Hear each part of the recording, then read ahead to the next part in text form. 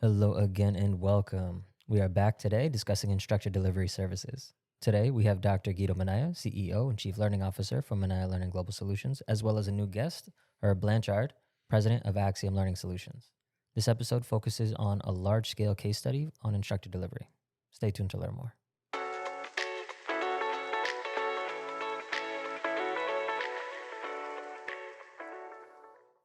Hello again, Dr. Minaya, and welcome, Blanchard, to 5 Minute University. Dr. Minaya, I will turn it over to you.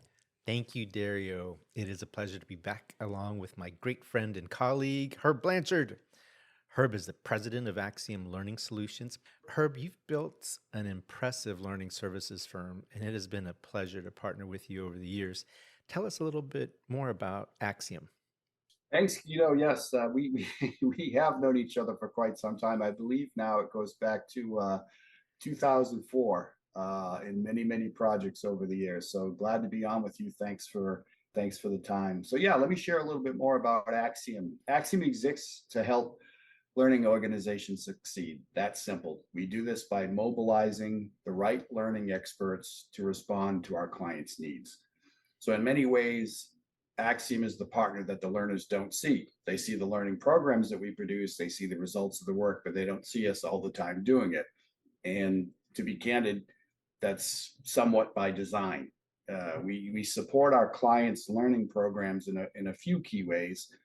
First, as a staff augmentation firm, we identify, we vet, we certify, and we place learning experts into client learning teams where they work alongside the client's own staff. It's a seamless placement that allows our clients to seamlessly scale their capabilities and to add the specific capabilities and expertise they need for a particular learning project.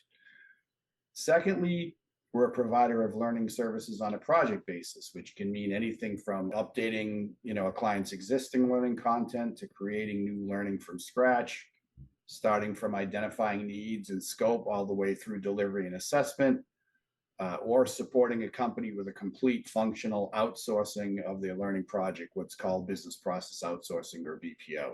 But however we scope our support for a client, Axiom supports our client's organization and their brand, and that's why learners usually don't see us, they see our work. That's a great overview, Herb. You and your firm have helped, so many large organizations over the years. If you think back, what was one of the larger projects that focused primarily on instructor delivery? Wow, that is a great question, Guido, because as I'm going back, there's been quite a few, and many you know about, right? But I think the client case that comes to mind is a top client of ours in the financial services, the wealth management world. And I'm not going to name names where we have relationships with our clients, we have NDAs with our clients. And as I mentioned, that's what we're about. Being that partner they can rely on. It's why we typically don't announce who we're working with. Our role is to support our clients and set them up for success. So in this case, let's just say we're working with one of the world's largest financial services companies, Fortune 100, operations in more than 40 countries.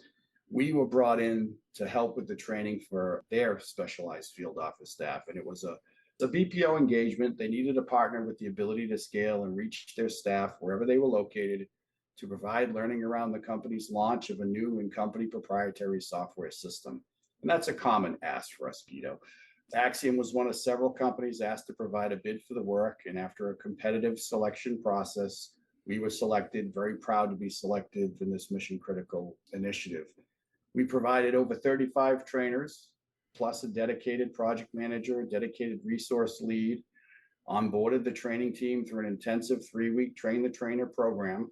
Most of it was designed around aligning trainers to different geographies to support specific geographies, because this was an ILT engagement.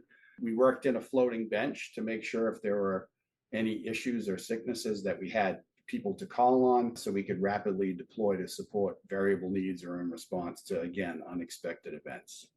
Wow. That was a large initiative. What kind of training was involved? The trainers provided structured training and support to, as I mentioned, the field office staff, rotating from branch to provide the training. Multiple delivery modalities were employed on a number of topics. It was categorized as systems training, Guido, but the training also included a behavioral change so that the teams would improve data collection on client accounts, it's really interesting because a lot of times we do systems training, it's just systems training, but by collaborating closely with the client's internal training team, our resources and trainers will be able to deliver a program which developed proficiency among all field personnel in less than 5 months. That is impressive. And I'm sure securing the right talent is always the real magic. So how did you go about securing the right talent for this client? Yeah, I think, as you know, we have a large network of instructors and a well-established recruiting and vetting and certification process. So the rigorous vetting process to get the right talent it's sort of a two-step process. First, we're building this network of entrepreneurs, right, who are independents that are going into each engagement and performing, right? If they're not performing, that's not good, right? So we're picking the best of the best. They're entrepreneurs. They have 15 years of experience, usually at a minimum as contract trainers. So they get into the pool, and then we're matching from the pool to see who best suits the right engagement. So you're matching the right talent with the right engagement. So much of the vetting is actually done in advance, and the real magic is the matching. And fortunately, based on our pool, we were able to pick a big team that had both the experience in financial service training systems as well as behavioral change for that new system.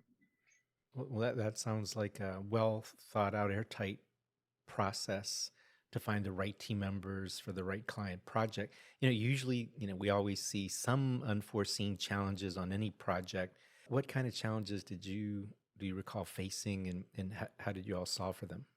I think the really only thing is the uniqueness of finding the right instructor who can also teach to the desired behavioral change. I would say that was the only minor challenge. A lot of times it's really about end user adoption, and that's it, getting people to know how to use the new system. But the new system gave them ability to do their job different. So we were able to bring in people who could help them change the way they did their job. But again, through our large network of instructors, we were able to solve for this. And when you think back at the feedback you received after the project from the client, what kind of feedback did you get?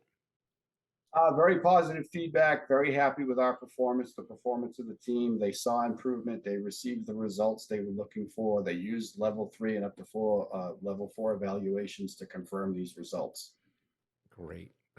Well, thank you for sharing your insights on a large scale initiative, Herb. One last question that comes to mind. That sounds like a large, as you mentioned, like a business process outsourcing opportunity. Do you see, from what you're seeing in the marketplace, do you see that kind of outsourcing has increased in the industry, decreased, or stayed about the same? I think while it's still happening, there's been a slight decrease.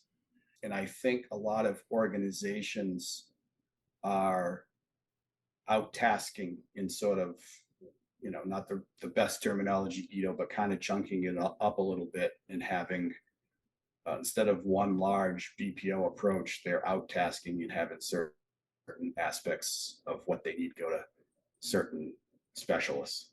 That's what I've been seeing for a while. So it's still there. It's not at the level it once was.